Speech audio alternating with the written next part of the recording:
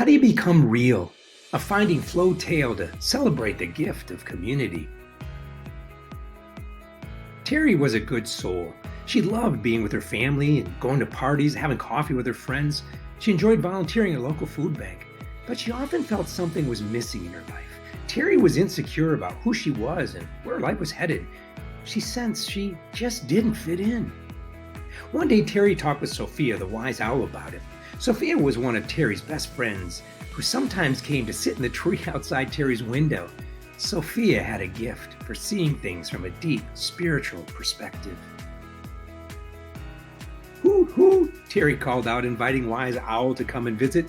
"It's good to see you," said Owl as she swooped down and landed in the tree. "You look a little sad today. Is something wrong?" "I'm not sure," Terry said. "I'm confused about who I am and what I'm doing with my life. I can't find my purpose. I enjoy time with family and friends, and I work hard at my job, but there's an empty feeling in the pit of my stomach. I keep trying to fill it with something, but I can't figure out what I need." "Let's have some fun," Sophia said.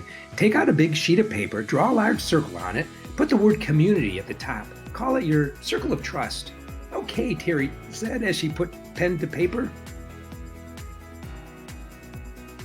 In your circle, write the names of the people God has placed into your life. Those you lean into for support, encouragement, those people who nudge you to grow in spirit, mind, and body. It might include soulmates, family members, your church or spiritual friends. It might also include someone who appeared in your life just when you needed them. Terry wrote down several names, including her parents, Sophia, and Molly, her other best friend. She also listed her pastor, Tom. Now write in the names of those people you call your teachers, the individuals who grace you with deeper understanding.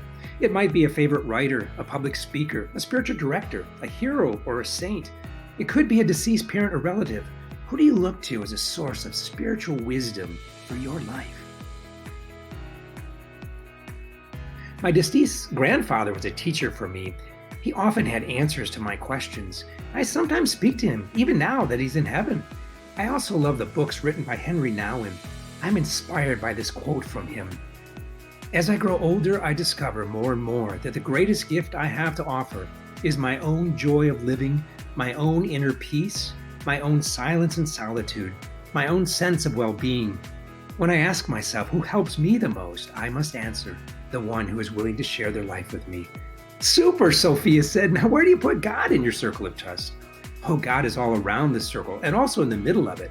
I wish I could see him face to face, but I know he's here in my heart. The Creator reminds me I am loved unconditionally."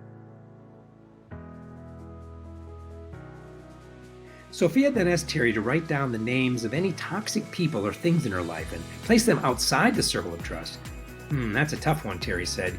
"I was taught to love everyone, even those that hurt me, but I guess my girlfriend Marla is someone I need to put outside my circle. She badmouths me behind my back, and she's always grumbling about something.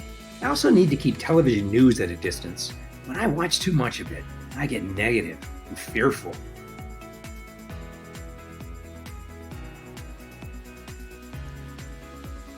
Finally, Wise Owl asked Terry to write down anyone or thing that's missing in her life. It might be a spiritual friend, a wise teacher, or a companion, someone that keeps you centered, Sophia said. "Who's missing in your life?"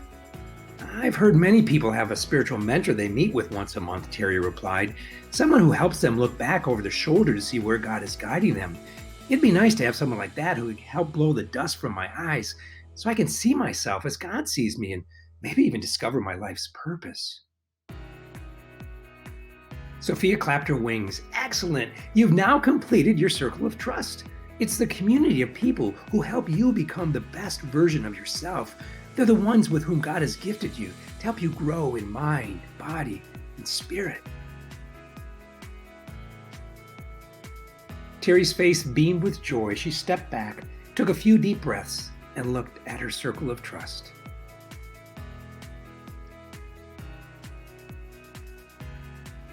"I'm becoming real," Terry said. What do you mean?" Sophia asked.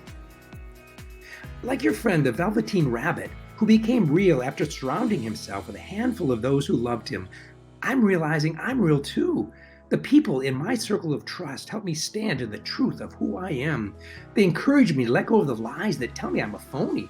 They inspire me to find within myself the divine love that energizes me and makes me come alive.